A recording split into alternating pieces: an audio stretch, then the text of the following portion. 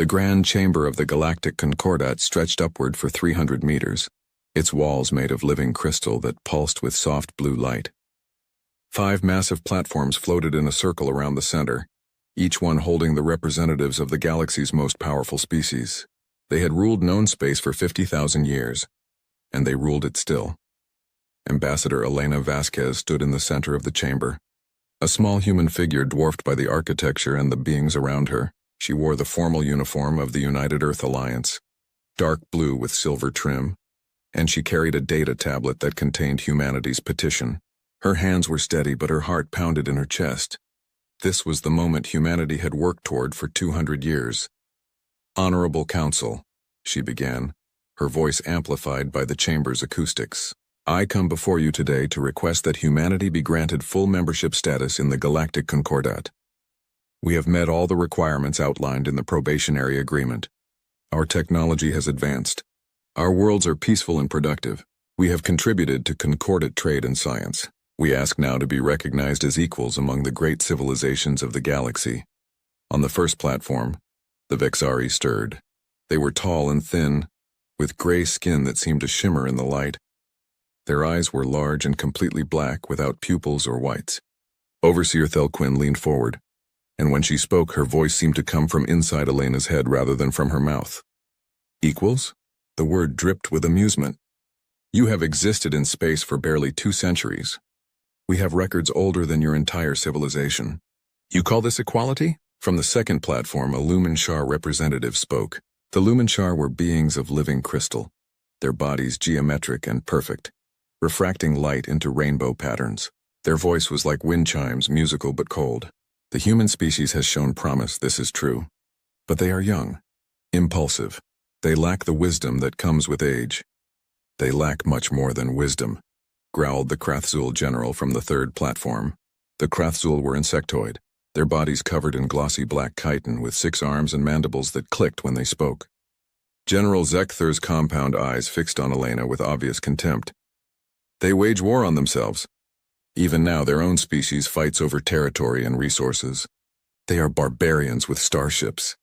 Elena felt her face flush, but she kept her voice level. "Every species has conflicts in its history. Humanity has learned from its mistakes. Our worlds are united now. We have achieved peace among ourselves." "Peace born of exhaustion, not enlightenment," said the Nothan delegate from the 4th platform. The Nothan were amphibious, their blue-green skin glistening with moisture, their large eyes set wide on their broad heads. "Your species reproduces too quickly, consumes too much, and dies too soon to develop true perspective. You live for perhaps 100 of your years. We live for 800. How can you understand the long view?" The 5th platform held the Archon representative, a being of pure silicon-based life that looked like a metallic sculpture come to life. Its voice was precise and emotionless, like a computer running calculations. "Statistical analysis of human behavior patterns indicates a 73.4% probability of cultural instability within the next 5 centuries. Granting full membership status to an unstable species would compromise concordat security." Elena took a deep breath. She had expected resistance, but not this level of unified dismissal. "With respect, Honorable Council, every species you represent was once young. Every civilization had to prove itself. We are asking for the same opportunity you were given." Thelquin laughed, a sound like breaking glass inside Elena's mind. "The same opportunity? Child, when we joined the Concordat, we brought technology that revolutionized galactic travel. We brought art that inspired worlds. We brought wisdom accumulated over millennia. What do humans bring? Crude fusion drives? Simple AI that barely qualifies as intelligence? Entertainment media that celebrates violence? We bring diversity of thought," Elena said, her voice rising despite her best efforts to stay calm. "We bring new perspectives. She stopped suddenly. Something was wrong. Her thoughts felt exposed, like someone was reading a book over her shoulder. She looked up at Thelquin and saw the Vexari's eyes glowing with a faint purple light. "We bring violence," Thelquin said, and suddenly images flooded the chamber. They were projected directly from Elena's mind, memories that the Vexari was pulling out and displaying for all to see. The Napoleonic Wars, the World Wars, nuclear explosions over cities, terrorist attacks, genocides, police violence, every dark moment of human history laid bare. "Stop," Elena whispered. feeling violated in a way she had never experienced before. "You have no right, we have every right," Thelquin said coldly. "The Concordat must know what we are dealing with. And what we are dealing with, honored colleagues, is a species that has killed more of its own kind than any war in Concordat history. They are a plague that spreads across worlds, consuming and destroying. And they dare to ask for equality with us?" The other council members murmured their agreement. General Zekther clicked his mandibles in what might have been laughter. The Lumenshar chimed softly, a sound of disappointment. The Nothan delegate blinked slowly, a gesture of pity.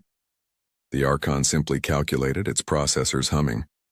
Elena felt tears of rage and shame burning in her eyes, but she refused to let them fall. "Every species has darkness in its past," she said, her voice shaking. The Krath Zul conquered 14 species before joining the Concordat. The Lumenshar created AI servants and then abandoned them when they became sentient. "The Vexari, enough!" Thelquin's mental voice was like a thunderclap. "You dare judge us? You, whose entire species is barely a footnote in galactic history. The petition is denied. Humanity will remain on probationary status for another 5 centuries minimum. Perhaps by then you will have evolved beyond your primitive nature." 5 centuries? Elena's voice cracked. "That's 20 human generations." "Exactly," said the Lumenshar. "Perhaps in that time you will learn patience." The council platforms began to rise, the session ending. Elena stood alone in the center of the chamber, her petition rejected, her species humiliated. But worse than the rejection was the laughter. The Nothan were giggling among themselves. The Krathzul were chittering with amusement. Even the Archons seemed to emit a sound that might have been mechanical satisfaction. Thelquin's voice echoed in Elena's mind one last time. "Go home, little human. Play with your toy ships in your little corner of space, and be grateful we allow you even that much." Elena left the chamber with as much dignity as she could manage. Behind her, she heard General Zekther say to the other council members, "I give them another century before they beg us to manage their worlds for them. They lack the strength to survive on their own." 3 months later, the Krathzul military fleet appeared in orbit around New Lisbon, a human colony world on the edge of Concordat space. The colony was home to 4 million people, most of them farmers and miners who had left Earth to build a new life among the stars. General Zekther himself led the attack. His flagship, the Conqueror's Mandible, was 3 kilometers long and bristled with plasma cannons. It was accompanied by 200 smaller warships, each one more powerful than anything in the human defense fleet. The colonists sent out desperate distress calls. They had no military presence, just a handful of system patrol ships meant to chase away pirates. The Krathzul ignored all attempts at communication and opened fire. The bombardment lasted 6 hours. Cities burned. The orbital stations were destroyed. Ships trying to evacuate were shot down. When it was over, New Lisbon was a graveyard. 3.5 million people were dead. The survivors huddled in underground shelters waiting for rescue that came too late. 5 more colonies were hit over the next 2 weeks. Not all were destroyed as completely as New Lisbon, but the message was clear. Humanity was prey and the Krathzul were hunters. Admiral Marcus Chen watched the reports from his flagship, the UEA's Defiant, humanity's largest warship. It was 800 meters long and carried the most advanced weapons humans had developed. It was nothing compared to the Krathzul fleet. Marcus was 60 years old, with gray hair and eyes that had seen too much. He had a daughter on New Lisbon. Her name was Jennifer, and she was a doctor. She had 2 children of her own, Marcus's grandchildren. They were 3 and 5 years old. All of them were dead now. Marcus read the casualty reports with trembling hands. Then he read the response from the Concordat Council. It was brief and dismissive. The attack on New Lisbon and the other colonies was classified as a minor border dispute. The Council suggested that humanity exercise better judgment in colony placement and avoid antagonizing established powers. There would be no justice, no protection, no consequences for the Krathzul. Marcus Chen was not a man given to emotional displays, but he wept that night in his private quarters. He wept for his daughter and his grandchildren. He wept for the millions of humans who had died because they were considered unimportant by the galaxy's rulers. And then he stopped weeping and started planning. He called a meeting of the Joint Chiefs of Staff, the leaders of humanity's military across all colony worlds. They met via secure quantum communication, their holographic images filling a conference room on Earth. They've shown us what they think of us, Marcus said, his voice cold and hard. They see us as insects to be crushed when convenient. The Concordat will not protect us. They will not grant us equality. They will not even acknowledge our right to exist. What are you suggesting? Asked Admiral Keiko Tanaka, commander of the Pacific Fleet.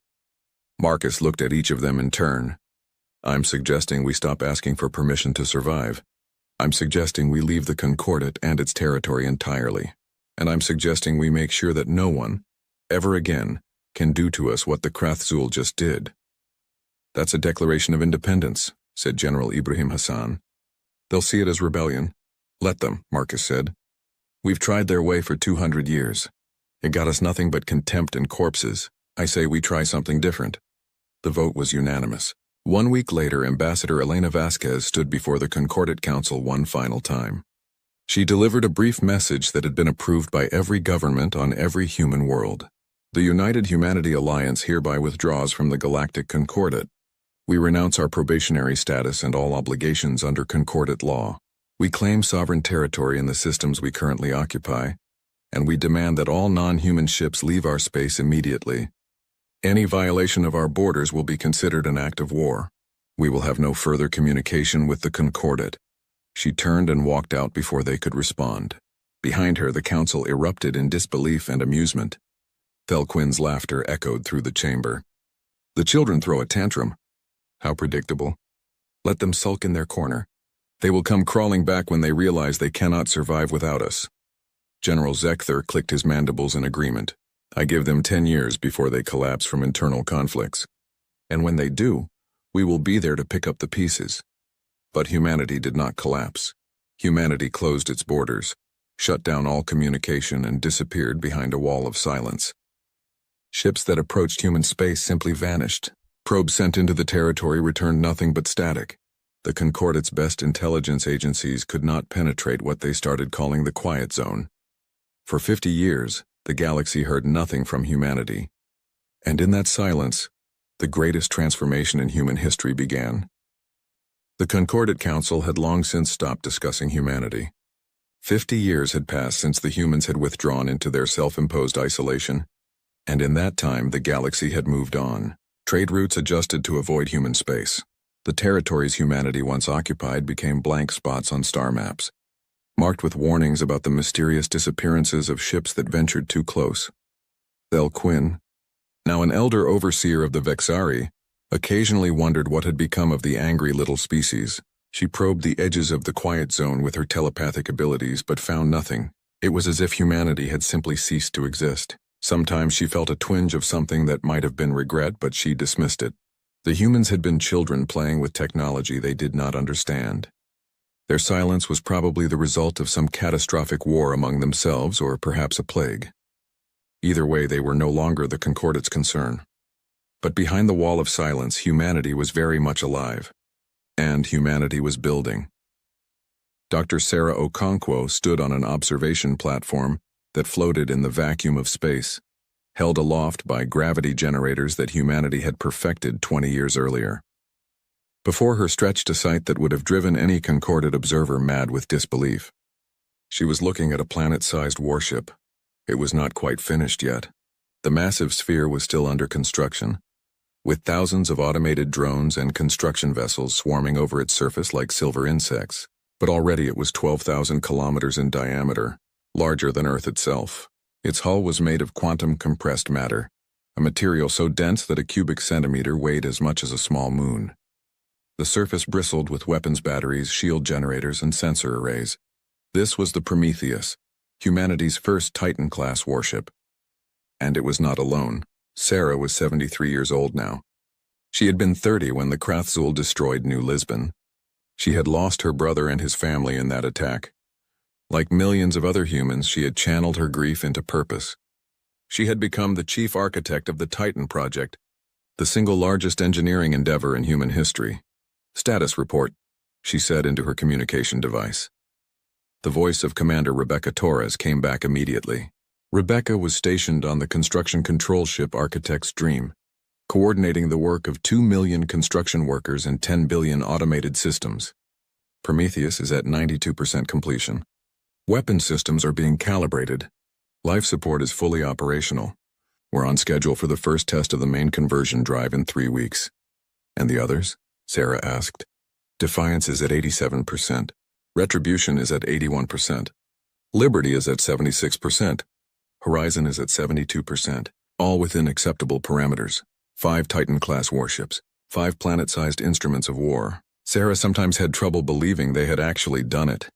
The plan had been conceived in those dark days after humanity's withdrawal from the Concordat. Admiral Marcus Chen had gathered the brightest minds from every human world and given them a simple directive. Make sure this never happens again.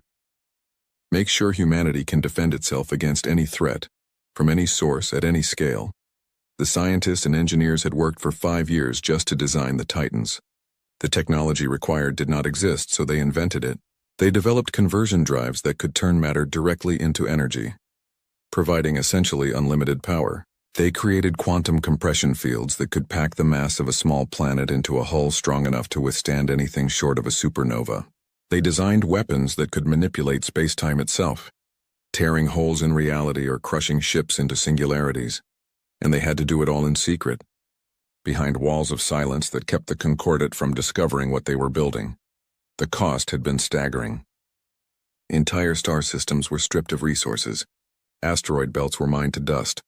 Gas giants were harvested for their hydrogen. 200 human worlds had transformed themselves into industrial centers, every citizen contributing to the project in some way. Children grew up never seeing natural skies, only the metal ceilings of factory habitats. Artists became engineers. Poets became programmers. An entire generation sacrificed normalcy so that future generations might live in safety. Sarah walked along the observation platform, her magnetic boots keeping her anchored in the zero gravity. Through the transparent aluminum floor, she could see one of the construction zones where workers in powered exoskeletons were installing a weapon battery. Each individual cannon in that battery was 300 meters long. The battery itself contained 1,000 such cannons, and the Prometheus had 500 of these batteries distributed across its surface. A young engineer named David Park floated up beside her. He was 25 years old, born the year after humanity withdrew from the Concordat. He had never known anything but the Titan project. Dr. Okonkwo, "The neural interface teams are ready for your inspection," he said. Sarah nodded and followed him to a transport pod that would take them inside the Prometheus. The interior of the Titan was a world unto itself. Entire cities existed within the ship's structure, complete with parks, schools, and residential areas. 8 million people would crew the Prometheus when it was complete, and they would live their entire lives aboard the vessel if necessary. The neural interface chamber was located deep in the ship's core. Here, the Prometheus's quantum computer systems connected directly to the minds of specially trained operators who could control the ship's functions with thought alone. It was technology adapted from the Vexari telepathy, but improved beyond anything the Concordat had developed. 3 operators were already connected, their bodies suspended in transparent tubes filled with oxygenated gel. Neural cables ran from ports in their skulls to connection points on the chamber walls. Their eyes were closed, but Sarah knew they were fully conscious, experiencing the Prometheus as if it were an extension of their own bodies. "How do they feel?" Sarah asked the medical supervisor. "All vitals are normal. Stress levels are acceptable. They report a sense of completeness they never experienced with the smaller training systems." The supervisor smiled slightly. "They say it feels like becoming a god." Sarah understood what they meant. She had experienced the interface herself once with a much smaller ship. The sense of power was intoxicating. Every weapon at your mental command. Every sensor feeding you information. The ability to move something the size of a planet with a thought. It was dangerous in its way. They had lost 3 operators in the early days who could not handle the psychological weight of that much power, and went mad. But these 3 were stable. They had been selected from thousands of candidates and trained for years. They were ready. Admiral Marcus Chen arrived at the Prometheus construction site 2 weeks later. He was 89 years old now, his body kept healthy by medical treatments that could extend human life to nearly 200 years. But he looked every one of his years. His hair was white, his face lined with deep wrinkles. He had spent half a century preparing for war.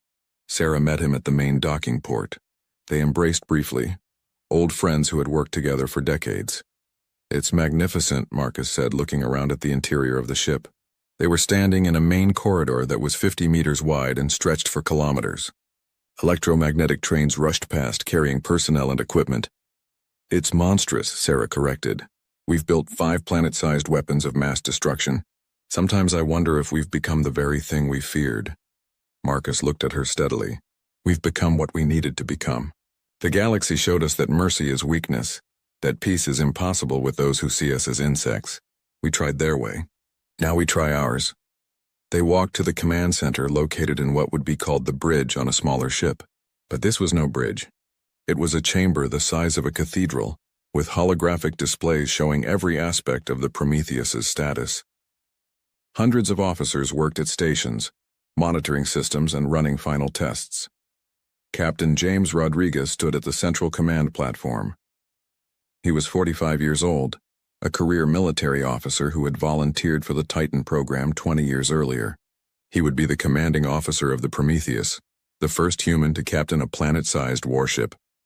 "Admiral on deck," he called out, and every officer snapped to attention. Marcus waved them back to work. "Status, Captain?" "Prometheus is ready for final testing, sir. All systems are operational. Crew complement is at full strength. We can begin shakedown cruises whenever you give the order." Marcus nodded slowly.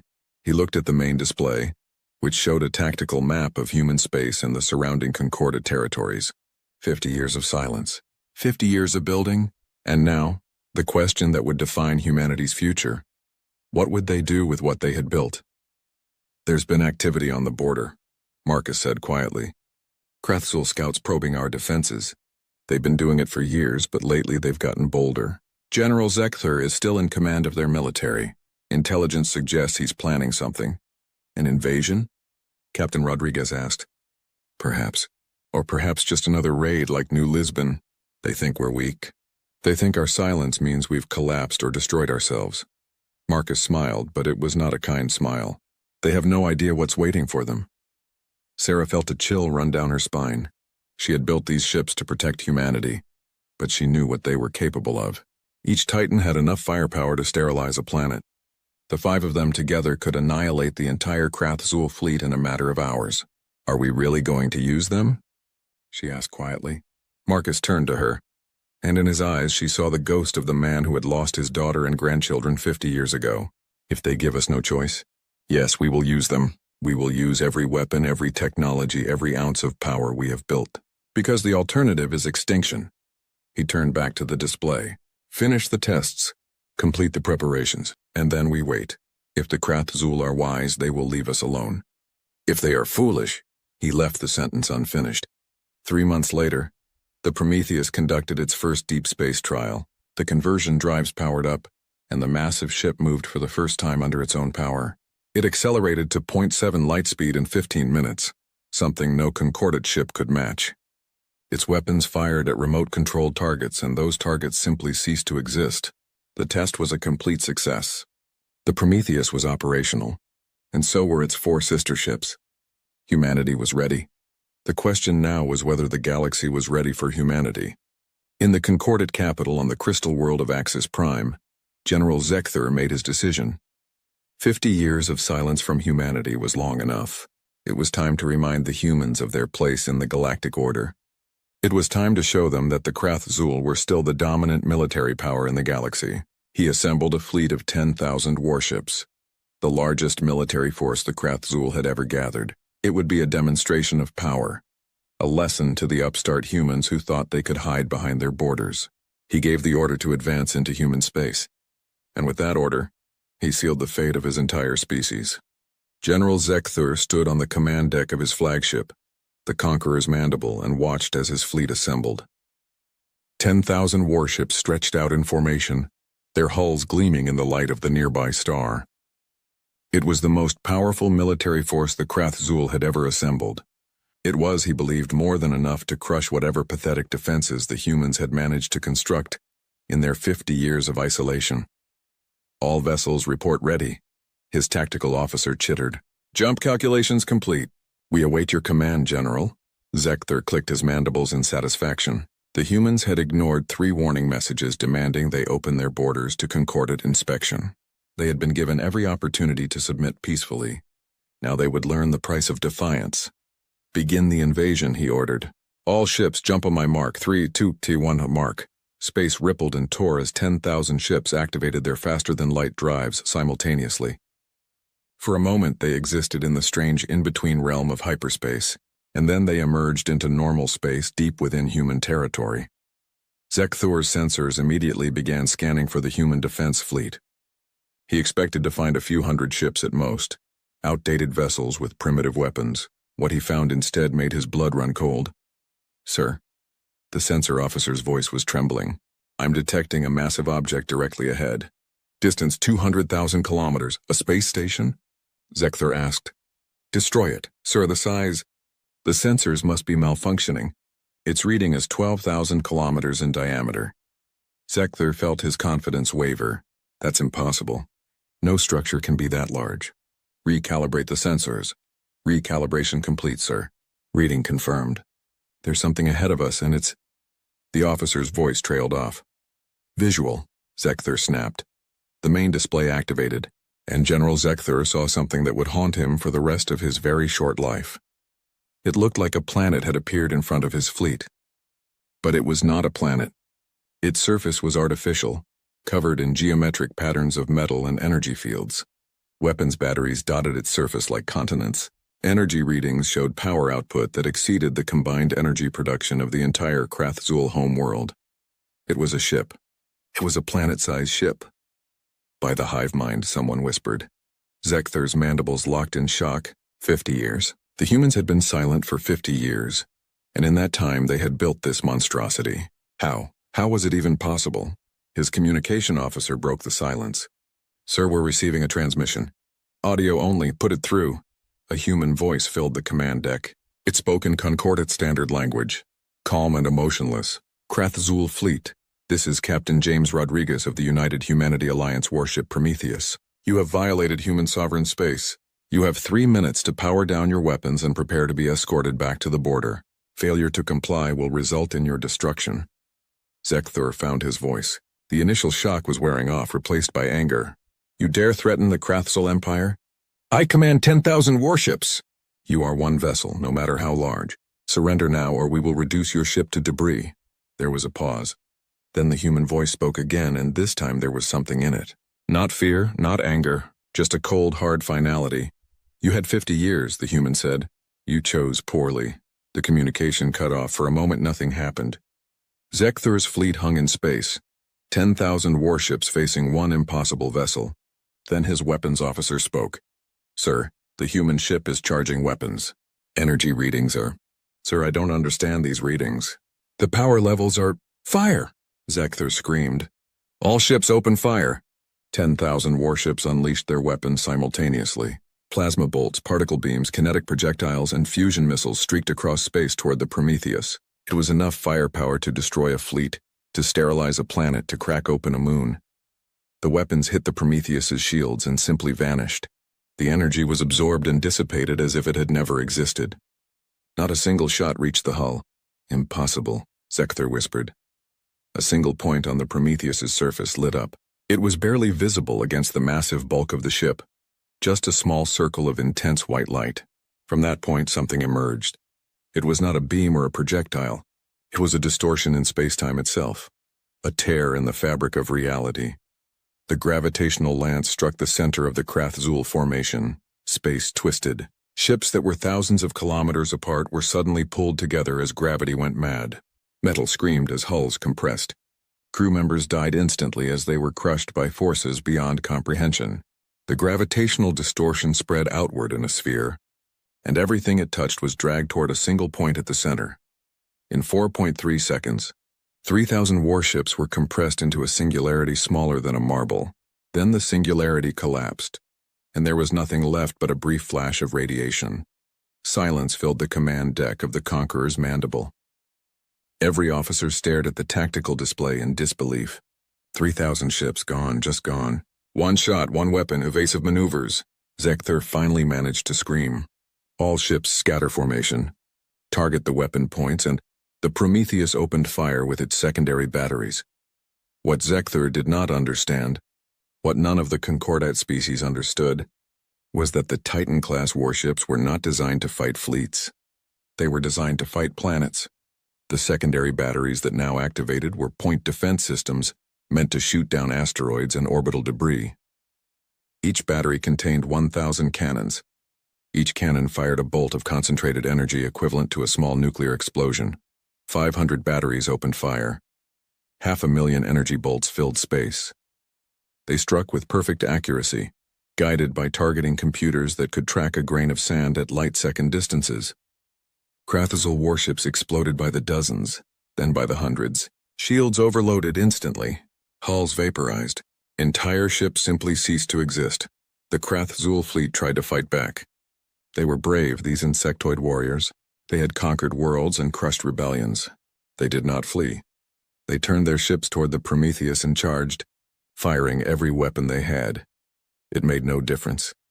The Prometheus's point defense systems tracked every incoming shot and destroyed it before it reached the shields. Meanwhile, the secondary batteries continued to fire.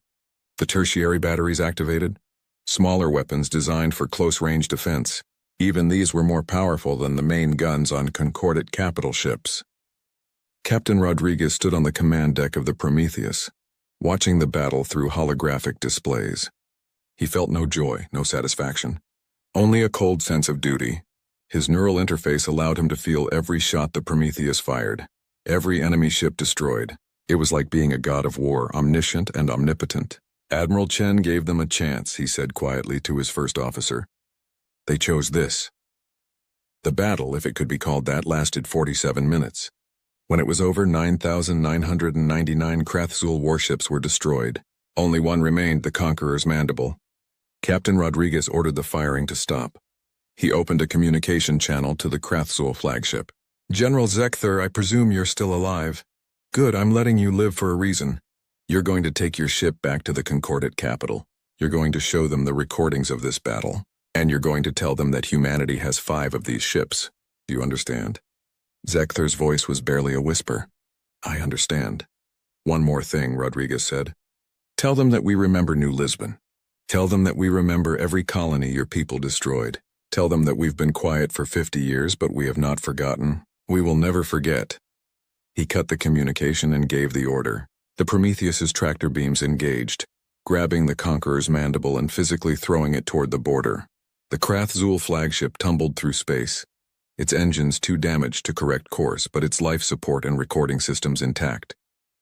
In the command deck, Rodriguez sat down heavily. His hands were shaking. He had just killed hundreds of thousands of beings. It was necessary. It was justified. But it was not easy. Send a message to Admiral Chen, he said. Tell him the Prometheus has successfully defended human space. Tell him, he paused. Tell him that the galaxy is going to know what we've become. The recording of the battle reached the Concordat Council 3 days later. General Zekthur transmitted it from his damaged flagship, along with his full tactical analysis. The council gathered in emergency session, representatives from all 5 major species present. They watched in silence as the Prometheus destroyed the Krathazul fleet. They watched one single ship, annihilate 10,000 warships in less than an hour. They saw weapons that bent space-time, shields that were impenetrable, and power levels that exceeded anything in Concordat technology. When the recording ended, the chamber was silent. Thel Quinn was the first to speak. Her telepathic voice was weak, trembling with fear. This cannot be real. The humans do not have this technology. They were children. They were primitive. The Archon representative ran calculations on his internal processors. Analysis indicates the recording is genuine. Probability of forgery, 0.003%. The humans have developed technology that exceeds our own by several orders of magnitude. How many of these ships do they have? The Nothan delegate asked, his voice barely above a whisper. General Zekthur's holographic image appeared before them. His body was covered in injuries, his mandibles cracked. The human captain stated they have 5. Intelligence analysis suggests this is accurate. We detected construction activity in 5 different star systems before we lost our surveillance network. 5 planet-sized warships, the Lumenshar representative said. its crystalline voice resonating with something that might have been awe or terror. 5 ships that can each destroy a fleet. What have we created? Fel Quinn's mental voice was sharp. We created nothing. They built this themselves. She stopped, realization dawning. We created the necessity. We humiliated them. We attacked them. We forced them to become this. The Archon's calculations continued. Probability analysis. If humanity deploys all 5 Titan-class warships against Concordat targets, expected outcome is total Concordat military defeat within 2 years. Individual species survival probabilities vary, but collective Concordat survival 17%. The chamber erupted in chaos. Representatives shouted over each other, demanding action, suggesting surrender, calling for preemptive strikes. But everyone there knew the truth. They had made a terrible mistake 50 years ago when they dismissed humanity as insignificant.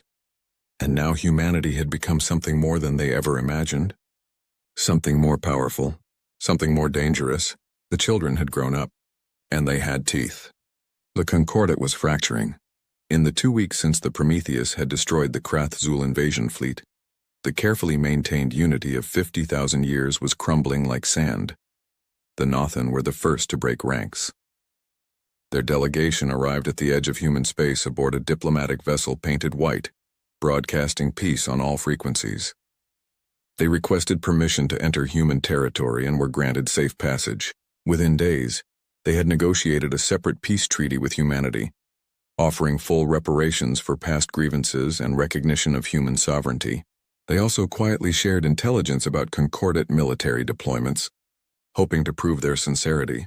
The Lumenshar attempted to maintain neutrality, but their merchant fleets began avoiding any routes that might bring them into conflict with human interests. Their representatives spoke eloquently about the need for dialogue and understanding, though everyone noticed they were simultaneously moving their defensive fleets into position around their core worlds. The Vexari were in chaos. Their telepathic network allowed them to share thoughts and emotions across their entire species, and right now that network was flooded with fear. They could not sense the Titans. The psionic dampening fields that humanity had developed made the massive warships invisible to telepathy, which was deeply unsettling to a species that relied on mental powers for everything. Fel Quinn, the elder overseer who had humiliated Ambassador Vasquez 50 years ago, made a desperate decision. She gathered the most powerful telepaths in Vexari space and launched a psionic assault on the human leadership. It was a technique they had used before to paralyze enemy commanders, forcing them to surrender without a shot being fired. The assault was targeted at Admiral Marcus Chen, who was known to be the architect of humanity's military buildup.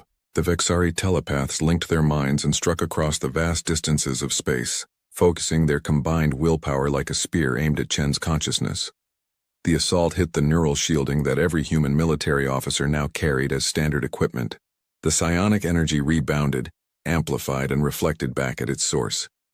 17 Vexari telepaths died instantly, their brains burned out by their own reflected power. Fel Quinn herself survived but was left catatonic, her mind shattered by the backlash. The Vexari realized with horror that humanity had developed defenses against their greatest weapon, and those defenses could be turned into weapons themselves. The Archons, ever logical, ran their simulations and concluded that resistance was mathematically futile.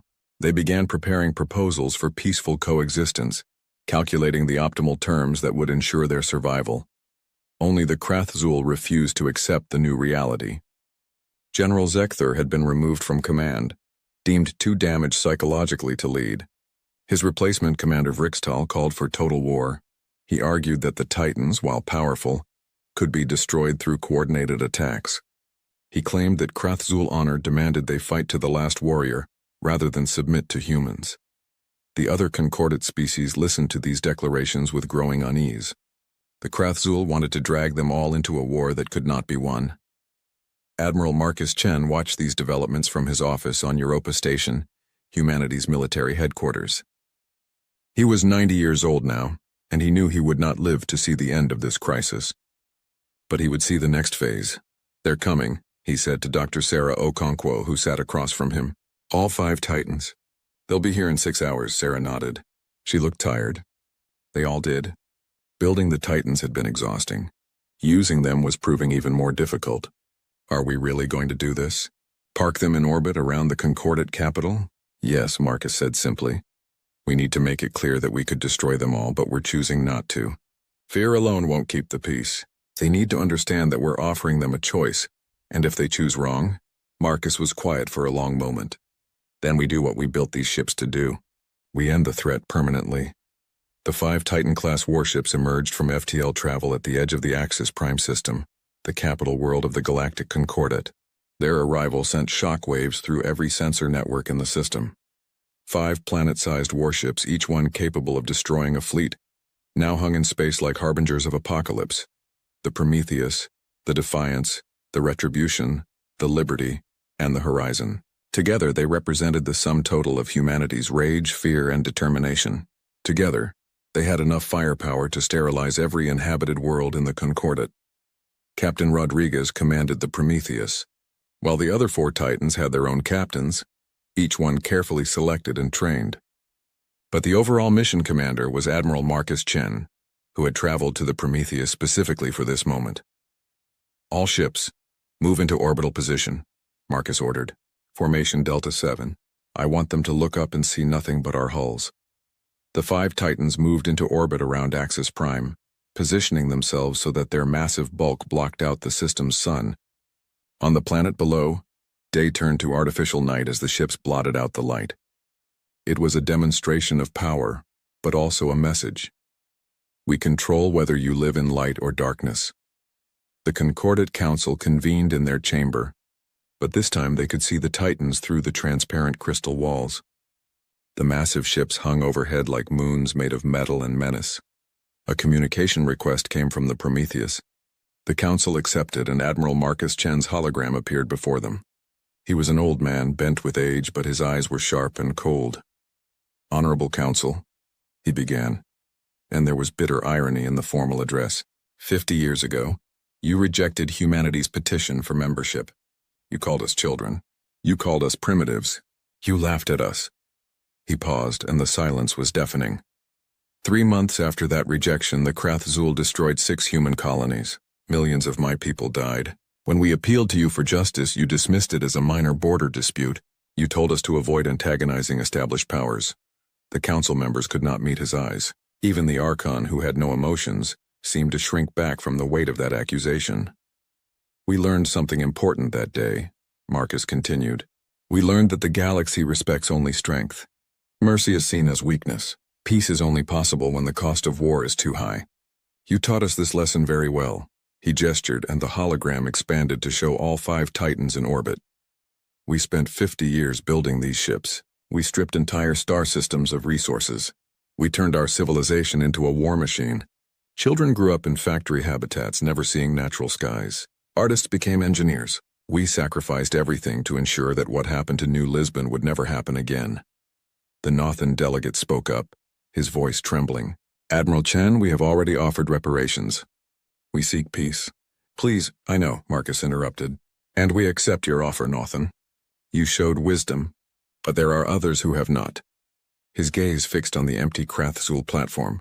Commander Vrixtal's hologram appeared there, his mandibles clicking with barely suppressed rage. Human, Vrixtal said. You may have powerful ships, but you cannot watch every world in the Concordat. You cannot be everywhere. We will find your weakness, and You will surrender the entire Krathzul military leadership for trial, Marcus said, his voice cutting through the threat like a blade. You will pay reparations to humanity for every colony you destroyed. You will reduce your military to defensive forces only, subject to human inspection. Or the Krathzul homeworld will become a lifeless rock within the hour. You would not dare, Vrixtal screeched. You would commit genocide? Marcus Chen's face was carved from stone. You did. New Lisbon, New Shanghai, New Mombasa, New Damascus, New São Paulo, New Lagos, 6 colonies, millions of dead. You committed genocide 6 times over and you faced no consequences. Why should you expect different treatment? The chamber fell silent. The truth was laid bare. The Concordat had allowed atrocities to occur, and now they were facing a species that had learned from those atrocities. But, Marcus continued, and something in his voice softened slightly. We are not you, We will not kill billions of innocents because their leaders are fools. We offer you a choice, the same choice we once asked for. Submit to justice or face destruction, but the choice is yours. Vrixtal's hologram flickered as he struggled with rage and fear. Finally, he spoke. What guarantee do we have that you will not destroy us anyway? None, Marcus said simply. You have only our word. Just as we once had only your word that the Concordat would protect us. We know how much that was worth. But unlike you, we mean what we say. He turned his attention to the full council. Humanity demands the following. Full reparations for all destroyed colonies. Permanent seats on the Concordat Council with full voting rights. The surrender of all Krathzul military leadership involved in the colony attacks for trial under Concordat law. Complete territorial sovereignty for all human space with violations treated as acts of war, and most importantly a formal apology from this council for 50 years of contempt and negligence. The Lumenshar representative spoke, its chiming voice careful and diplomatic. And if we accept these terms? Then the Titans return to human space. We establish normal diplomatic relations. We trade, we share technology within reason. We become partners in maintaining galactic peace. Marcus paused. But make no mistake, we will never again be weak. We will never again be vulnerable. These ships will always exist, and if we are threatened, we will use them. Thelquin's successor, a younger Vexaria named Shenkar, spoke telepathically. Her mental voice was respectful, lacking the arrogance of her predecessor. Admiral Chen, I must know. When you connected with Elder Overseer Thelquin during the reflection of our psionic assault, what did you see in her mind? Marcus was quiet for a moment. I saw regret. I saw that she finally understood what she had done to us. I saw that she realized too late that we were not children to be dismissed, but beings worthy of respect. He looked at Shenkar. Tell her when she recovers that we remember both the cruelty and the final understanding. Both will shape how we treat your people. The Archon ran calculations and spoke. The optimal outcome is clear. We accept your terms, Admiral Chen. All of them. One by one, the other species agreed. The Lumenshar, the Nothan, even the Vexari, speaking through Shenkar, accepted. Only Vrixtal remained defiant. The Krathzul do not surrender. We will never, his hologram vanished. Moments later, a new Krathzul representative appeared, an older general named Thexun. Commander Vrixtal has been removed from authority. The Krathzul accept your terms, Admiral Chen. Our military leadership will surrender themselves for trial. We ask only that our species be allowed to survive. Marcus nodded slowly. That is all we ever asked for ourselves. And unlike you, we will grant it. He looked at each council member in turn. In 3 days, we will send representatives to formalize the treaty. Until then, the Titans remain in orbit. Not as a threat, but as a reminder. The galaxy has changed. Power has shifted. Learn from this as we learned from you. Respect is earned, not given. And those who forget this lesson will face the consequences. The hologram vanished, leaving the council alone in their chamber, overshadowed by 5 planet-sized warships that represented everything they had lost and everything they had never should have taught humanity to become. 10 years had passed since the 5 Titans appeared in orbit around Axis Prime. The galaxy had changed in ways both subtle and profound. Humanity now held 3 permanent seats on the Concordat Council, their representatives sitting as equals among species that had once dismissed them as primitive children. The Titans still existed, still patrolled human borders, and still reminded every species in the galaxy that humanity had the power to back up their words with overwhelming force. But something else had changed too. The ships were no longer just weapons. They had become symbols of something more complex. Ambassador Elena Vasquez, now 75 years old, walked through the gardens of New Lisbon Memorial Station. The station had been built in orbit around the planet where millions had died 50 years ago. Below, the world was slowly healing, its surface being terraformed once again, though the scars of the Krathzul bombardment would take centuries to fully erase. She was meeting with Shenkar, the Vexari representative who had replaced the broken Thelquin. Over the past decade, the two had become something that might be called friends, though both were too diplomatic to use that word officially. Your people are prospering, Shenkar said, her telepathic voice gentle in Elena's mind. The human neural shielding was sophisticated enough now that Vexari could communicate telepathically, without invading privacy. It was one of many technologies that had been shared in the years since the treaty. We are, Elena agreed, though I wonder sometimes at what cost. They stood before a memorial wall where the names of the dead from all 6 destroyed colonies were inscribed in light. Millions of names, each one representing a life ended by violence. The young ones do not understand, Elena continued. The children born after the Titans were completed. They see the ships as normal, as just another part of their world. They do not remember what we sacrificed to build them. Perhaps that is good, Shenkar suggested. Each generation should not have to carry all the burdens of the one before. Elena smiled sadly. Perhaps, but I worry we have taught them the wrong lesson. That overwhelming force is the answer to every problem. On Earth, in the Global Assembly building in Geneva, Senator Maria Santos was making the same argument to a chamber full of representatives from every human world. She was 35 years old, born the year after humanity withdrew from the Concordat. She had grown up in the shadow of the Titans and had never known anything else. We built these ships to survive, she said, her voice carrying across the chamber. And we did survive. We won recognition. We gained respect. But do we still need them? The Titans cost us immensely to maintain. Every year we pour resources into keeping them operational, resources that could be used for education, exploration, art, science. An older Senator, James Cartwright, stood to respond. He had been a young engineer on the Prometheus construction project 50 years ago. Senator Santos, with respect, you do not understand what the galaxy is like. The moment we show weakness, the moment we suggest we might decommission the Titans is the moment someone will test us. The Concordat respects strength. Only strength. Then we are no better than them. Maria shot back. We have become exactly what we feared. We have let our trauma define us. Is this what those who died on New Lisbon would have wanted? For us to become a society built around weapons? The debate raged for hours, as it had been raging in various forms for years. Humanity was divided. The generation that built the Titans believed they were necessary.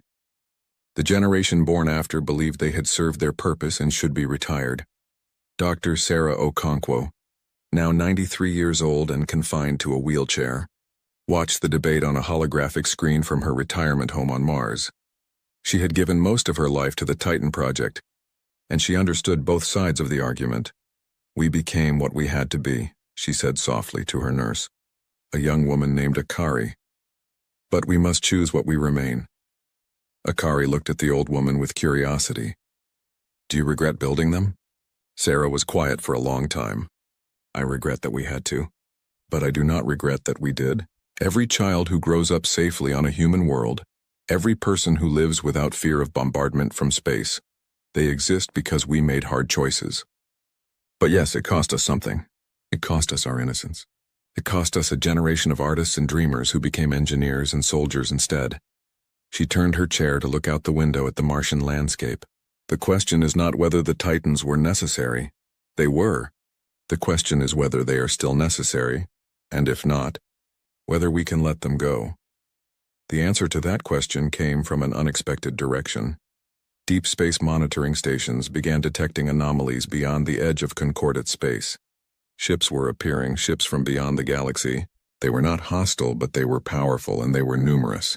A new civilization had found the Milky Way, and they were curious about the species they found there. The Extragalactic Collective, as they called themselves, made contact with the Concordat Council.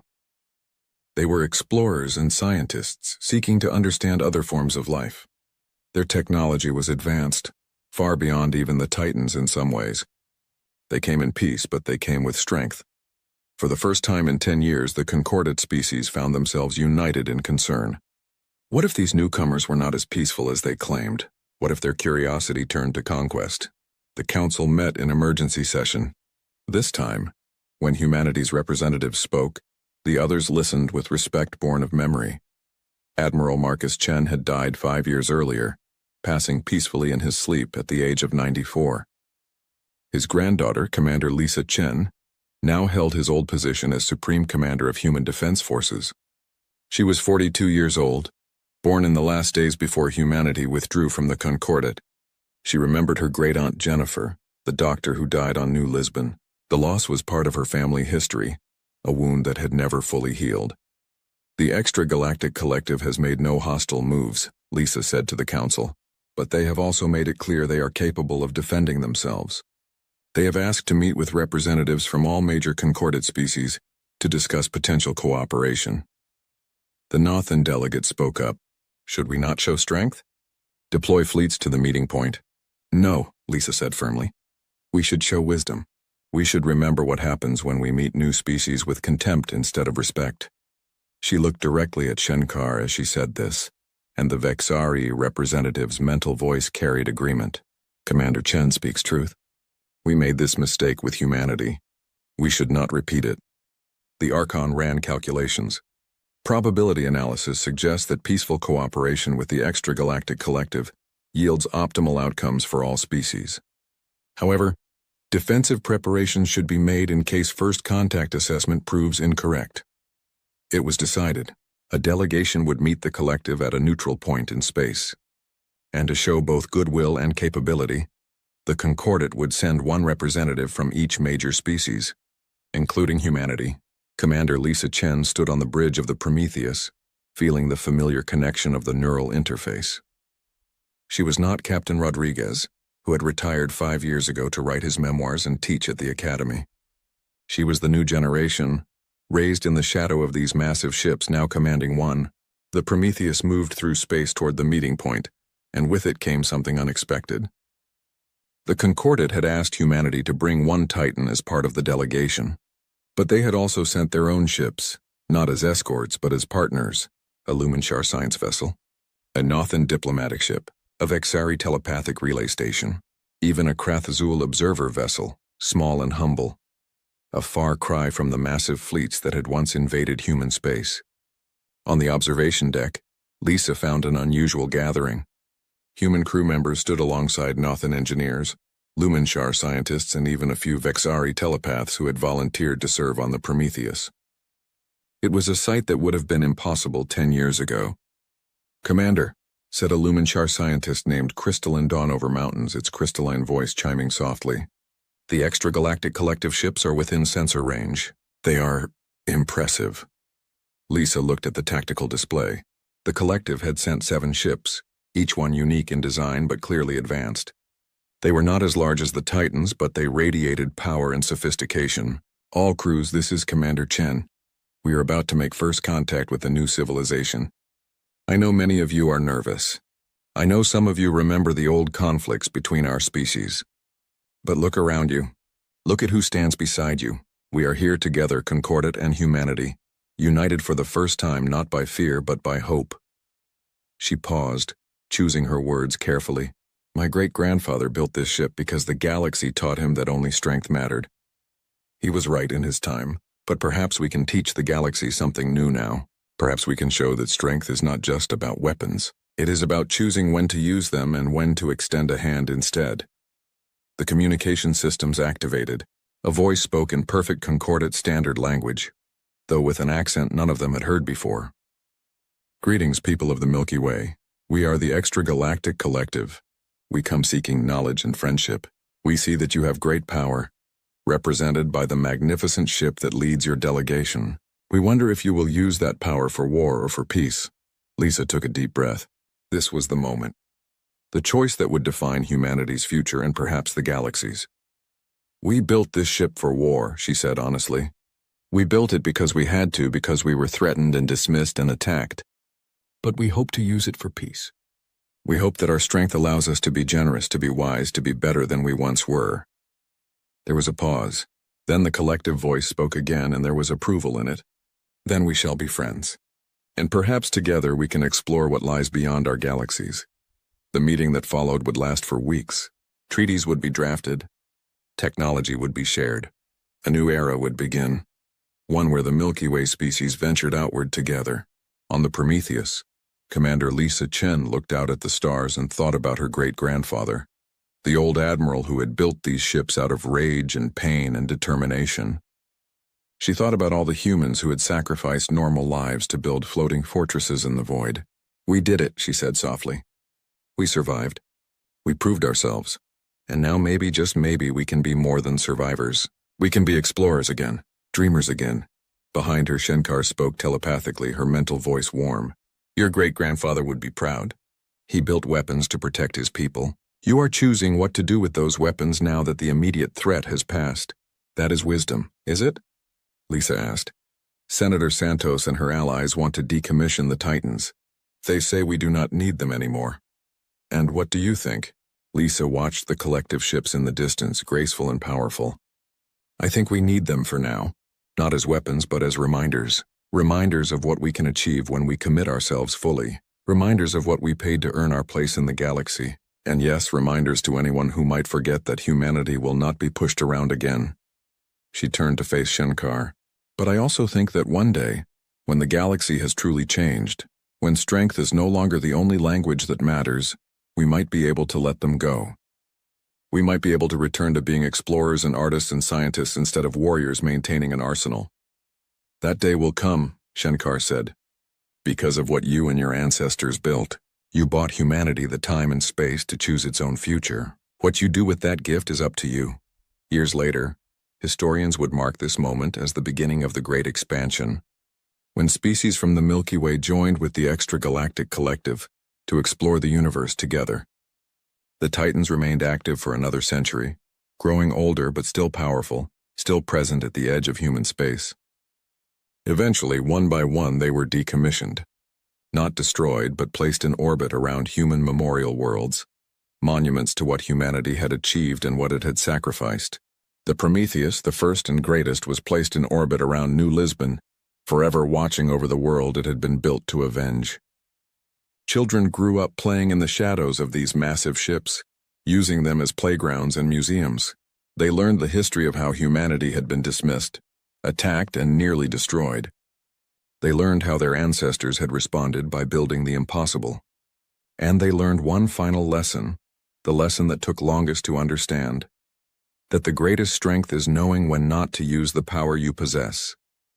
That wisdom is not the absence of weapons, but the judgment to know when those weapons should remain silent. The galaxy had called them children. Humanity had proven they were wrong. But in doing so, humanity had also grown up, learning that being adult meant more than just having power. It meant knowing how to use it, when to use it, and most importantly, when to set it aside and reach for something better. The Titans had saved humanity from extinction, but humanity in the end had saved itself from becoming defined by those weapons. They remained survivors, but they chose to be more than that. They chose to be builders, explorers, artists, and dreamers once again. And in that choice, they finally became what they had always asked to be recognized as, equals among the stars, not because of the weapons they wielded, but because of the wisdom they had earned. The old cargo ship groaned as it pushed through space, its metal joints creaking with every minor course correction. Captain Jack Walker sat in his worn command chair, patting the scratched armrest like he was soothing an old horse. The bridge of the HFY Perseverance was quiet, except for the constant hum of machines that should have been replaced decades ago. Captain, we've got another warning light. Lieutenant Maria Stone called out from her station. She didn't even sound worried anymore. Warning lights had become as common as breathing on the Perseverance. Let me guess, Walker said, running a hand through his graying hair. The port engine's pressure valve again. He already knew the answer. That valve had been giving them trouble for the past 3 months. No, sir. This time, it's the starboard cargo hold. Temperature's rising. Maria tapped her screen, which flickered twice before stabilizing. Even the displays were struggling to stay alive on this ship. Walker stood up and stretched. Ben, you hearing this? Already on it, Cap. Chief Engineer Ben Cooper's voice crackled through the ship's ancient comm system. Just need to bypass the secondary cooling circuit. Again, give me 5 minutes. The Perseverance was the oldest human cargo hauler still operating in this sector of space. Other captains had colorful names for it.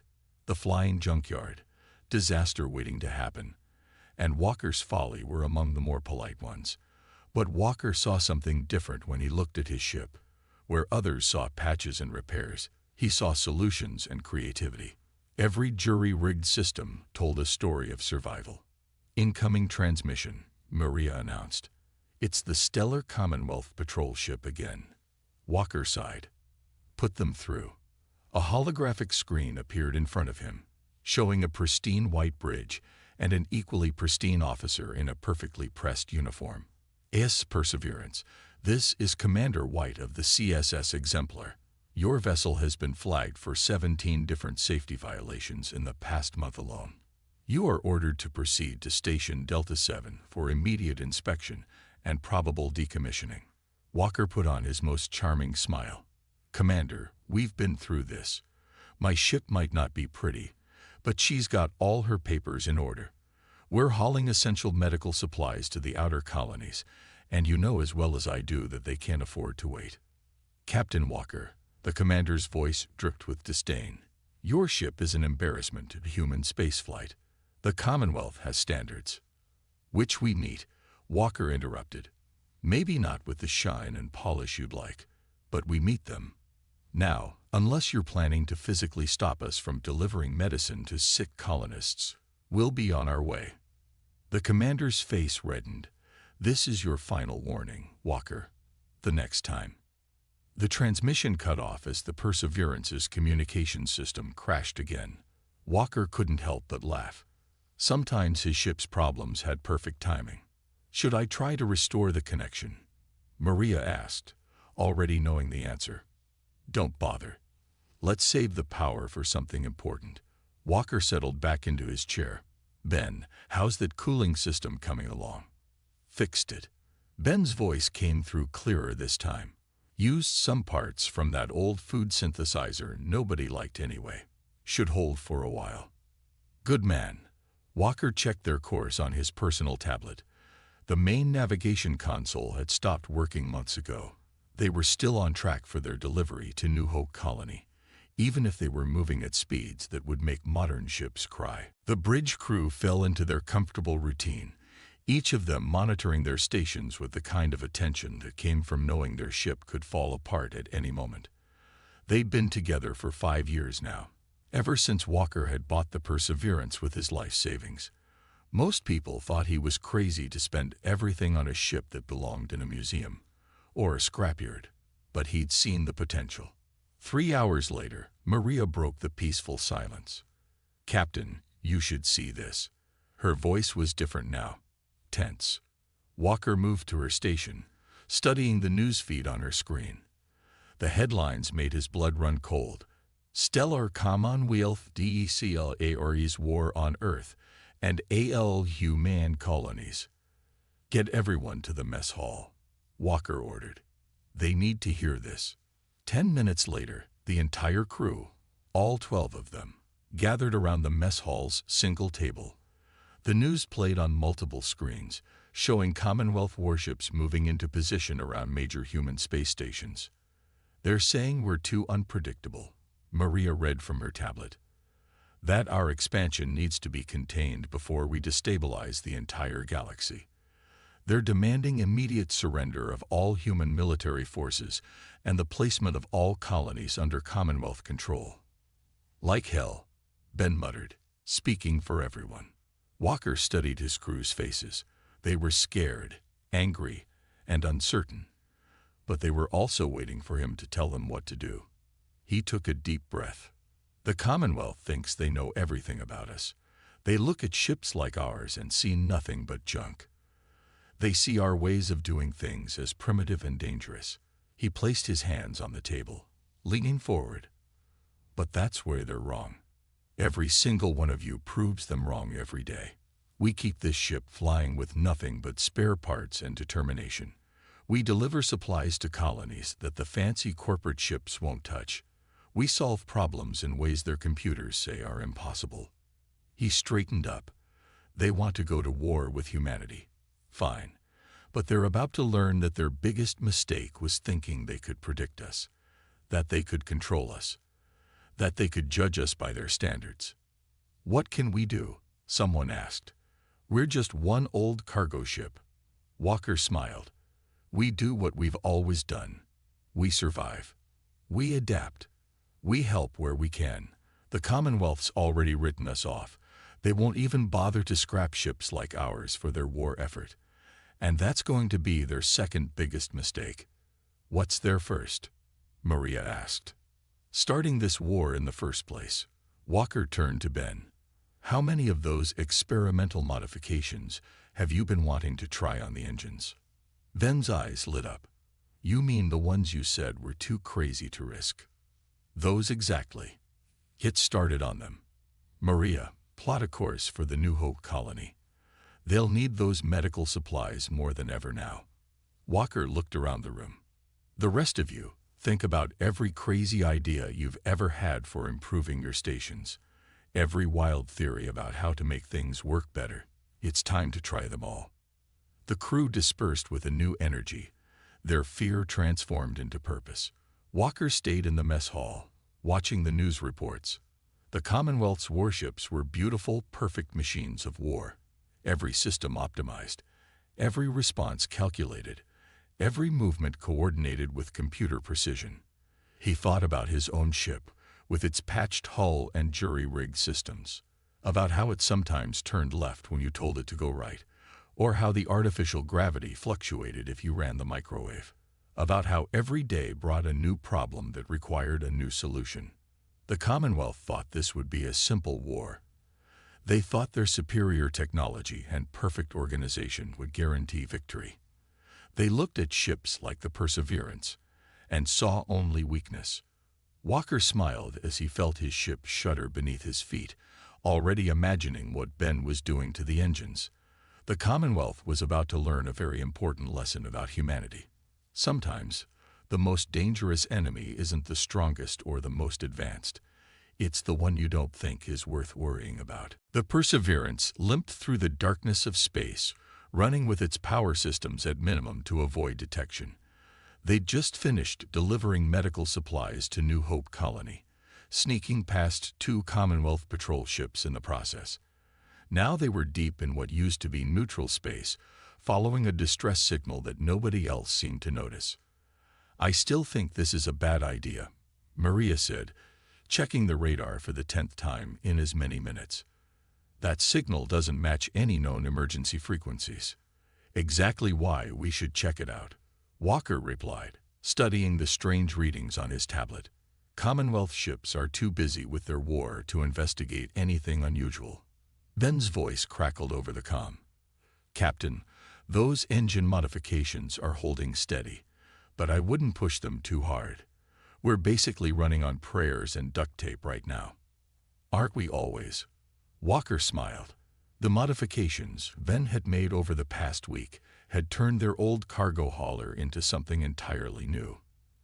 The Perseverance could now change its power signature at will, making it appear as different types of ships to long-range scanners. It wasn't much, but it had kept them alive so far. The source of the distress signal finally came into view. It was a massive ship, easily 3 times the size of the Perseverance, floating dead in space. Its sleek design and pristine white hull marked it as Commonwealth technology, but something was off about it. No damage that I can see, Maria reported. No signs of battle or mechanical failure. It's just empty. Running deeper scans now, Ben announced. This is weird, Captain. The ship's putting out almost no power, but I'm getting readings that suggest its core is still active. And these designs, this isn't a normal Commonwealth vessel. The hull markings identify it as the CSS Innovator. It's some kind of research ship. Walker leaned forward in his chair. Any signs of life? None, Maria confirmed. But the internal atmosphere is still stable. We could board her if we wanted to. If we wanted to get ourselves killed, someone muttered from the back of the bridge. Walker stood up. Ben, Maria, you're with me. Everyone else, keep the engines hot. If anything bigger than a space rock shows up, you get out of here immediately. That's an order. 20 minutes later, Walker led his small team through the airlock and onto the abandoned Commonwealth ship. Their magnetic boots clicked against the polished floor as they moved through the empty corridors, lights from their helmets cutting through the darkness. This place gives me the creeps, Ben said, scanning every room they passed with his tools. It's too clean, too perfect. Not for long, Maria pointed out. Look at the walls. There's some kind of corruption in the metal. Like it's changing somehow. Walker touched one of the walls. The surface felt wrong. Not quite solid, not quite liquid. Ben, what are you getting from your scans? Something incredible, the engineer breathed. This ship, they were experimenting with some kind of adaptive technology. Something that could change its molecular structure on command. But according to these readings, it got out of control, started changing in ways they didn't expect. They found the main research lab, and Walker felt his jaw drop. The room was filled with equipment he'd never seen before, but what caught his attention was the way everything seemed to flow together. Walls merged with computers, computers merged with tools, all of it connected in ways that defied normal engineering. They were trying to create the perfect adaptive system, Maria said, reading from a still active terminal. Something that could repair itself, evolve, become stronger. But they couldn't control it. The changes became random, unpredictable. They abandoned the project because it was too chaotic. Walker picked up what looked like a small cylinder from one of the workbenches. Unlike everything else in the room, it was separate, self-contained. What's this? Ben scanned it. Some kind of control module. It's still active, but it's stable. They must have figured out how to contain small amounts of the technology. Pack it up, Walker ordered. Everything you can carry that isn't connected to the ship. Data cores, spare parts, anything that looks useful. Captain, Maria's voice was worried. You're not thinking of using their abandoned tech. That's exactly what I'm thinking. Walker helped Ben carefully disconnect several pieces of equipment. The Commonwealth threw this away because they couldn't control it. But we're not looking for control. We're looking for chaos. They worked quickly, salvaging what they could from the research lab. As they were finishing, Ben's scanner started beeping urgently.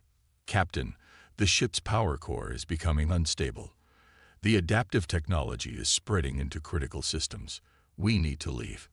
Now. They ran back through the corridors, which seemed to be subtly shifting around them. Twice they had to find new routes when they found passages had sealed themselves off.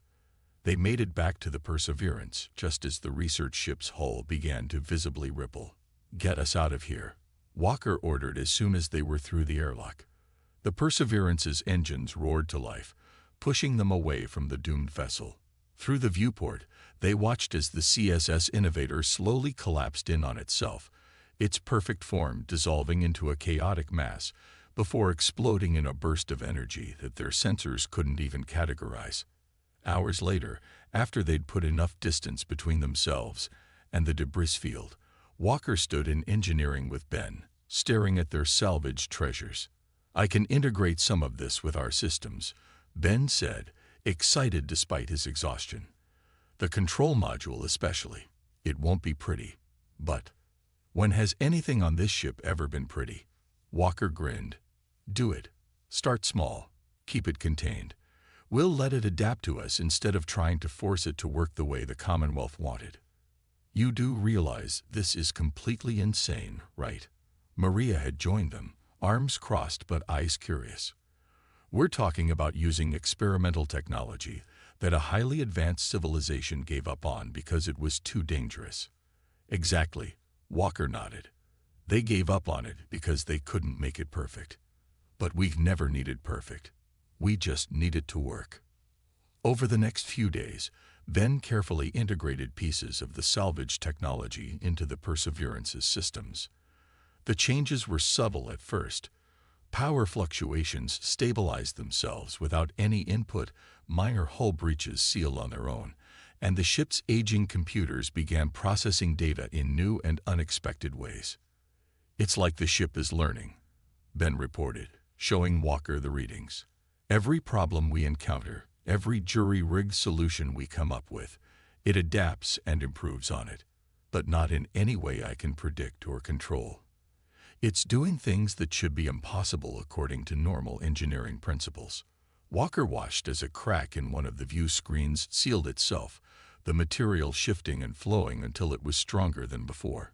Normal engineering principles are what got the Commonwealth into this war.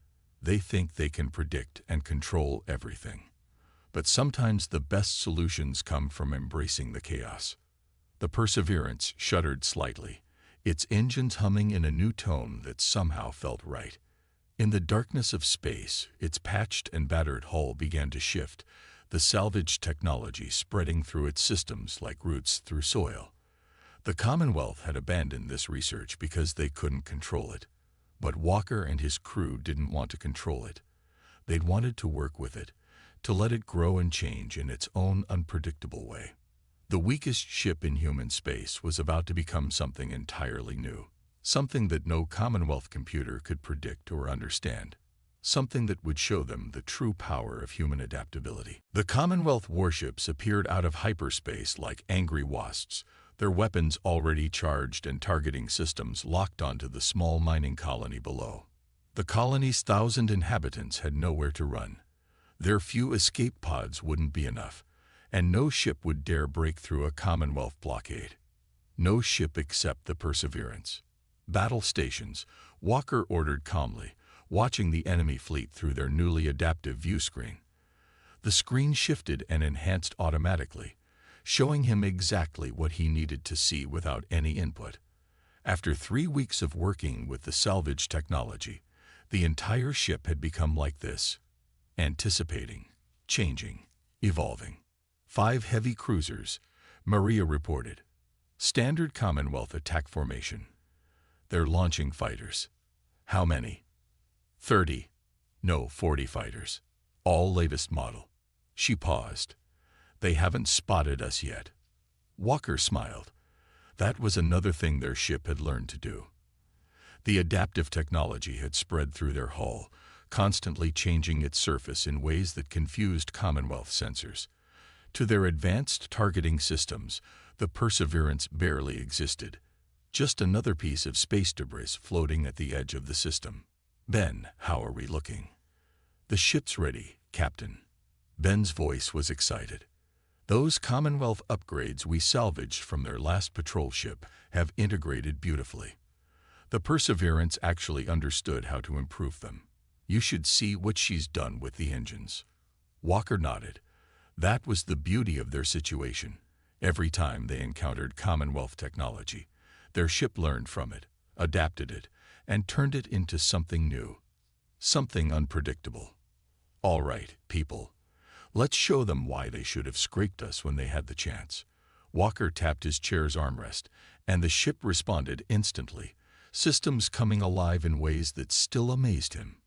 Time to save some colonists. The Perseverance moved like a ghost through space, its hull shifting colors and patterns to match the background radiation.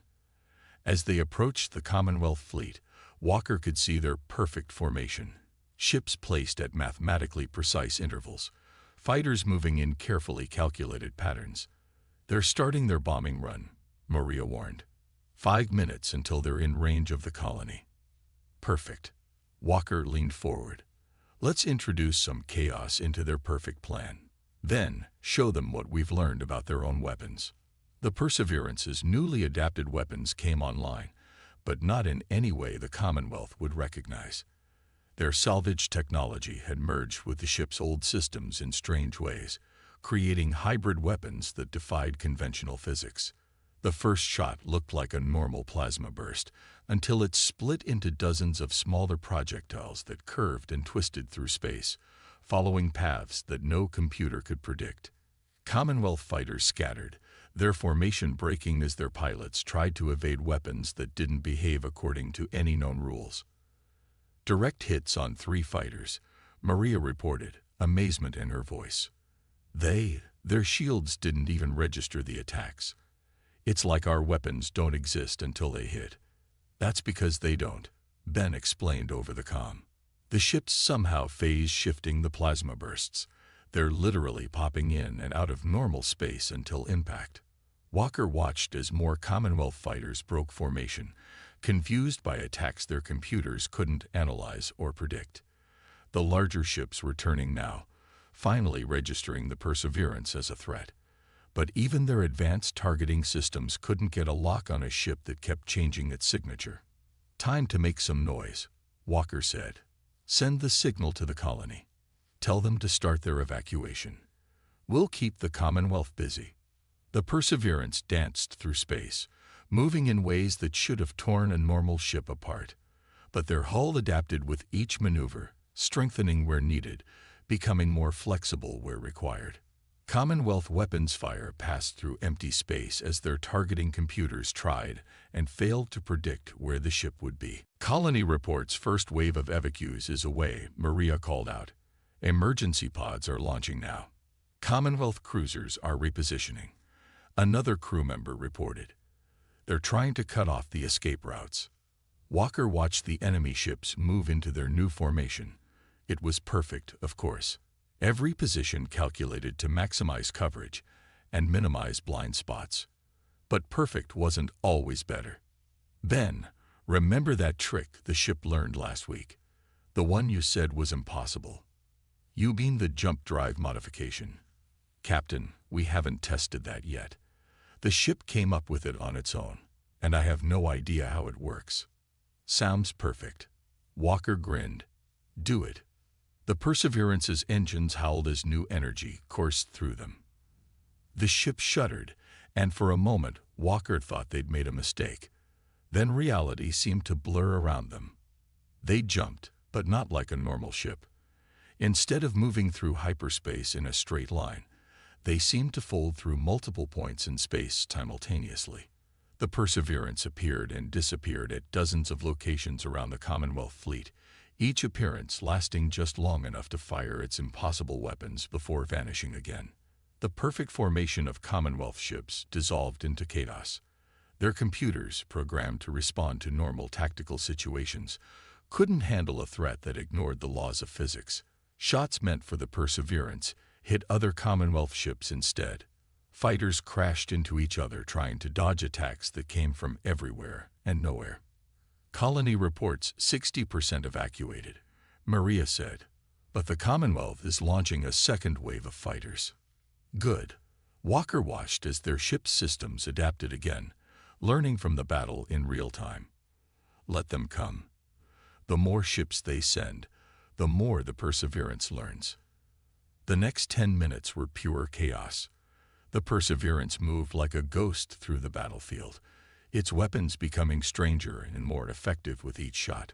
Commonwealth fighters found their own systems turning against them as the adaptive technology reached out through their targeting scans, infecting their computers with its unpredictable nature. "Colony evacuation complete," Maria finally reported. "All civilians are away."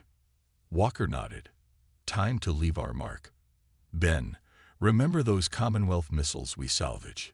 The ones the ship rebuilt?" "Yeah. But Captain, I still don't know exactly what they'll do."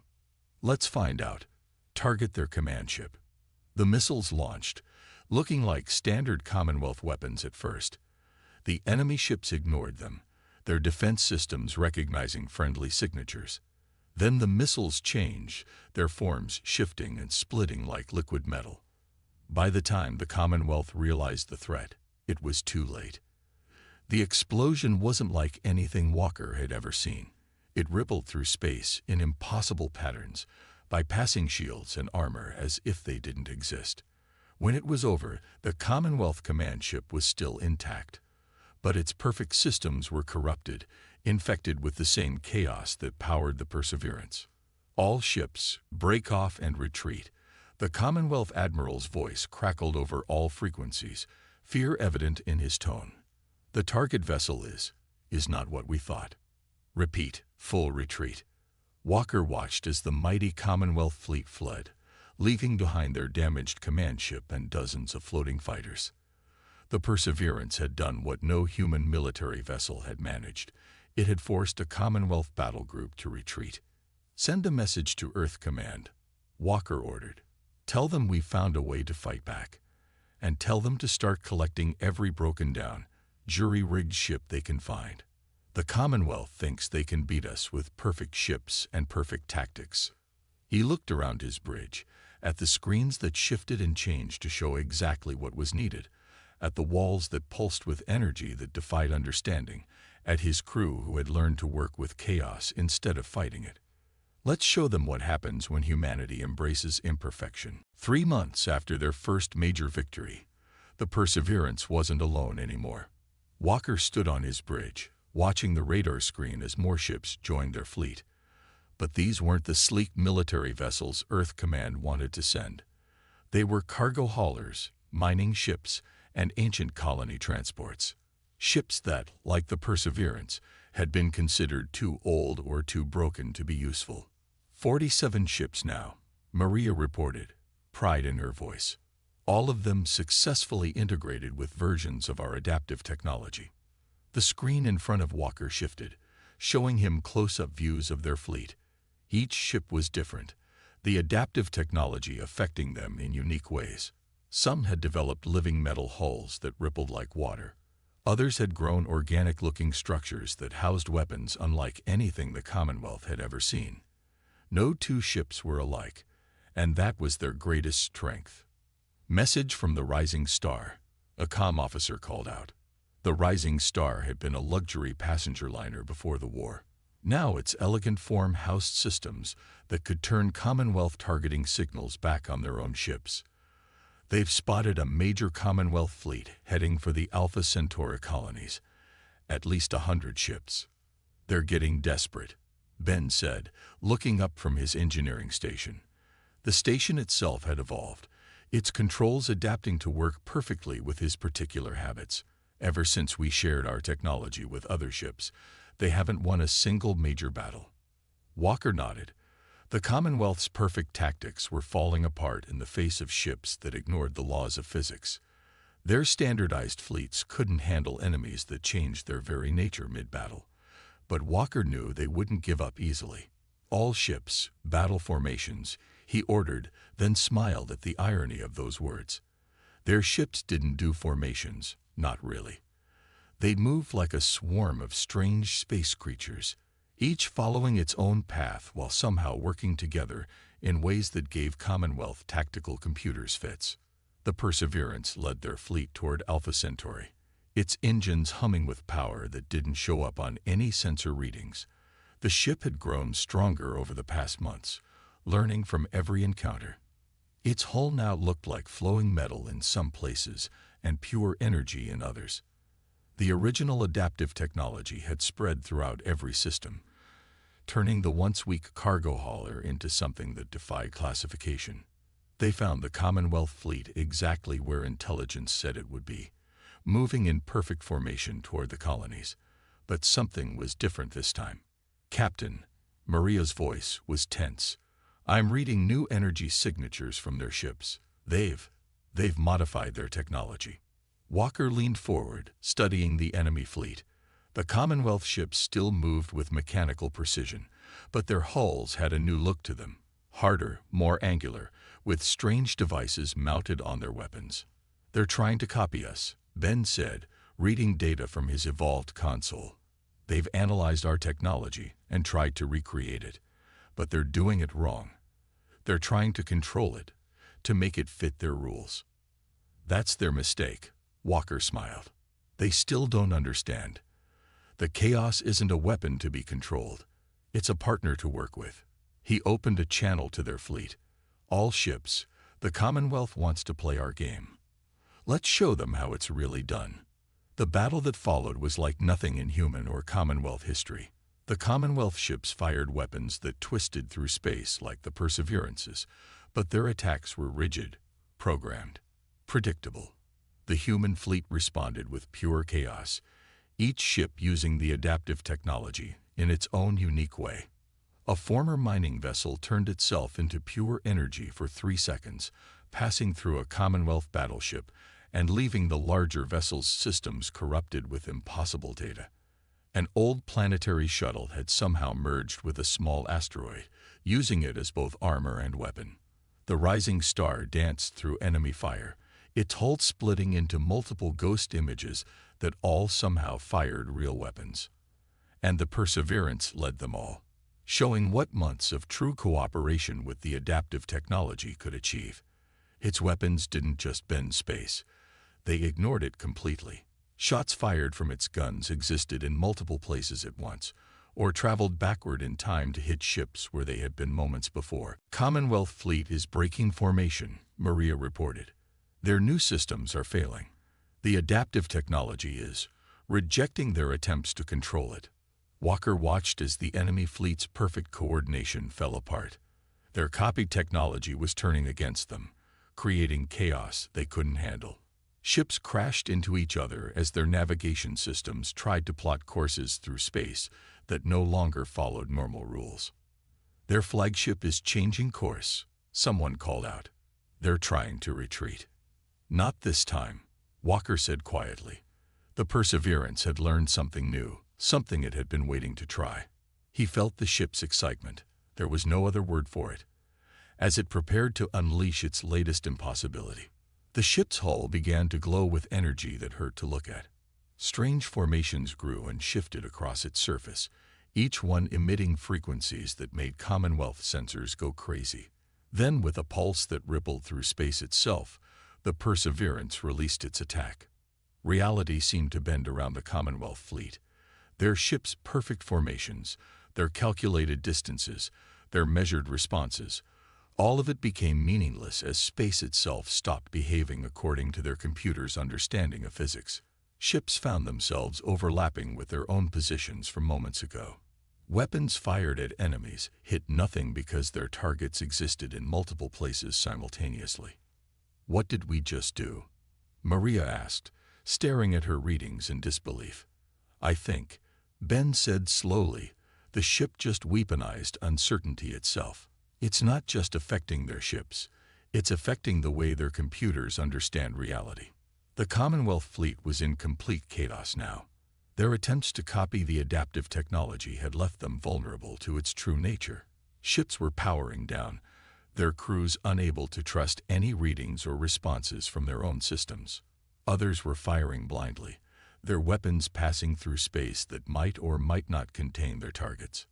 All ships, target their flagship, Walker ordered. Let's end this. The human fleet moved as one, not in formation, but in harmony. Each ship attacked in its own way, using its unique evolution of the adaptive technology. The Commonwealth flagship, its perfect systems corrupted by its own failed attempt to control chaos, never had a chance. The explosion was visible from 3 systems away. When it was over, the remaining Commonwealth ships fled, leaving behind a battlefield that would puzzle physicists for decades to come. In some places, space itself seemed to have developed permanent quirks, areas where the laws of physics were more suggestions than rules. Send word to Earth Command, Walker said as their fleet regrouped. Tell them the Commonwealth's attempt to copy our technology has failed. They tried to turn chaos into order, and it backfired exactly as we thought it would. He looked around his bridge, at the living metal walls that pulsed with energy, at the screens that showed information in ways that somehow made perfect sense, despite defying normal display technologies. The Perseverance had come so far from the broken-down cargo hauler it had once been, and now it had proven that the Commonwealth's greatest strength, their need for perfect control, was actually their greatest weakness. Where to now, Captain? Maria asked. Walker smiled. Now we take the fight to them. They thought they could copy our technology without understanding our way of thinking. Let's show them what happens when they try to fight chaos with control. The Perseverance's engines hummed in agreement, its adaptive systems already preparing for the next impossible thing they would achieve together. In trying to copy humanity's chaotic nature, the Commonwealth had only proven why they could never truly understand it, and that understanding would cost them the war. The Commonwealth capital world gleamed like a perfect jewel in space, its cities arranged in precise geometric patterns that could be seen from orbit. Walker stood on the Perseverance's bridge, now barely recognizable as the same ship that had started this war. The walls flowed with living metal and pure energy, screens appeared and disappeared as needed, and the entire ship hummed with power that scientists still couldn't explain. Their entire home fleet is moving to intercept, Maria reported. Her station had evolved into something that looked more like a floating cloud of data than a traditional console. 500 ships, everything they have left. And we have 300 of ours, Ben added from his engineering station, which had merged with the ship's systems so completely that he seemed to float in a web of pure information. Every broken down, patched up, impossible ship in human space, all running their own versions of the adaptive technology. Walker nodded, watching as their fleet emerged from jump points that shouldn't have been possible. Old mining ships that now ignored gravity. Cargo haulers that could split into multiple copies of themselves. Passenger liners that had evolved weapons that fired pure probability. Each one had started as something the Commonwealth considered worthless, and each one had become something wonderful and strange. Message from the Commonwealth High Command. A comm officer called out. They're asking for our surrender. Walker actually laughed at that. They still don't understand, do they? Put them on screen. The main view screen shifted, forming itself from particles of light into a window showing the Commonwealth Supreme Admiral. The alien's perfect uniform and precise posture stood in stark contrast to the organic flowing bridge of the Perseverance. This is your final warning, the Admiral said, his voice carrying the same mechanical precision as his ship's. Your chaotic technology has caused enough damage. Surrender now, and we will help you return to normal space operations under our guidance. Normal. Walker smiled. Admiral, look at your sensors. Really look at what our ships have become. There is no more normal. Your perfect universe of rules and regulations doesn't exist anymore. We've shown the galaxy a better way. Better. The Admiral's voice rose slightly, the most emotion Walker had ever heard from a Commonwealth officer. You've infected space itself with your chaos. There are regions where our ships can't go because physics simply doesn't work properly anymore. This has to stop. No, Walker said quietly. It has to spread. The universe isn't meant to be controlled, Admiral. It's meant to be experienced, adapted to, worked with. That's what humanity has always understood, and what you never will. He cut the transmission with a wave of his hand. The Commonwealth fleet was moving into attack formation. Perfect lines and angles, every ship exactly where their computers said it should be. It would have been beautiful if it wasn't so predictable. All ships, Walker called out to their fleet. The Commonwealth has given us their answer. They choose control over chaos, perfection over adaptation. Let's show them why that's the wrong choice. Every ship, do what you do best. Be unpredictable. Be impossible. Be human. The battle began with a display of physics-defying chaos that would be studied for centuries. Human ships attacked in ways that ignored every rule of space combat. Some vessels phased between different realities, firing weapons that existed in all of them simultaneously. Others created temporary time loops, trapping Commonwealth ships in moments that repeated until their perfect systems crashed. The Perseverance led the charge, now fully evolved into something that was more concept than ship. Its hull shifted between solid metal, pure energy, and states of matter that had no names. Its weapons fired shots that hit their targets before they were fired, or created temporary dimensions where Commonwealth ships found themselves fighting their own reflections. Their formation is breaking, Maria reported with satisfaction. Their computers can't handle the contradicting data from all our different ships. She was right. The Commonwealth's perfect fleet was falling into disarray. Their attempts to maintain formation became impossible as space itself seemed to warp and twist around them. Human ships weren't just fighting them. They were changing the very rules of the battlefield.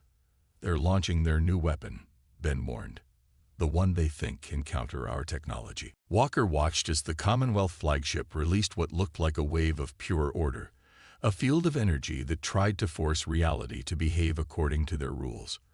For a moment, it seemed to work. Human ships near the wave began to lose their impossible abilities, their adaptive technology struggling against the enforced normalcy. But then something wonderful happened. Captain, Ben called out, excitement in his voice. The ship, it's doing something new. They all are. The Perseverance shuddered, its entire form vibrating with energy. Around them, other human ships were doing the same. The adaptive technology that powered them wasn't fighting against the Commonwealth's wave of order. It was absorbing it, learning from it, changing it.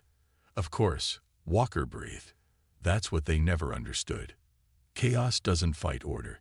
It embraces it, adapts it, transforms it into something new. The wave of order hit their fleet fully, but instead of forcing their ships back to normal, it became part of their chaos. Human vessels began using the Commonwealth's own order as a weapon, creating areas where physics worked so perfectly that their enemies' ships couldn't function. Perfect order, it turned out, was just as impossible as perfect chaos. Commonwealth fleet is in full retreat, Maria announced. Their flagship is evolving. The Commonwealth's massive flagship was changing, its perfect form twisting as the adaptive technology finally broke through their controls. The ship seemed to be trying to adapt in 1,000 different ways at once, its crew unable to stop the transformation they had fought so hard against. Open a channel to all Commonwealth ships, Walker ordered. When the channel was ready, he spoke clearly. This is Captain Walker of the HSS Perseverance. Your flagship is experiencing what happens when you try to control something that's meant to be free. Order and chaos aren't enemies. They're two parts of the same whole. Surrender now, and we'll help you understand that. The Commonwealth fleet hung in space, watching as their flagship continued to change. Finally, the Supreme Admiral's voice came through, sounding tired, and for the first time, uncertain. Perhaps we were wrong. We thought humanity's chaos would destroy the galaxy. Instead, you've shown us a new way to exist within it. We surrender. The war ended not with a final battle, but with a transformation. The Commonwealth learned to accept that their perfect order wasn't the only way. Human ships, led by the Perseverance, began teaching them how to work with the adaptive technology instead of trying to control it. Walker stood on his bridge one last time, preparing to meet with the Commonwealth leadership. His ship had changed so much from the broken-down cargo hauler it had once been, but in many ways, it was still the same. It still solved problems in unexpected ways.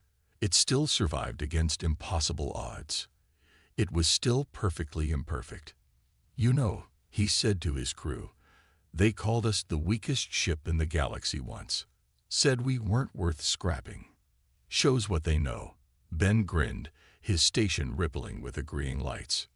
No, Walker smiled. They were right. We were weak. But they never understood that being weak, being broken, being imperfect, that's what made us strong. Because when you're not perfect, you learn to adapt.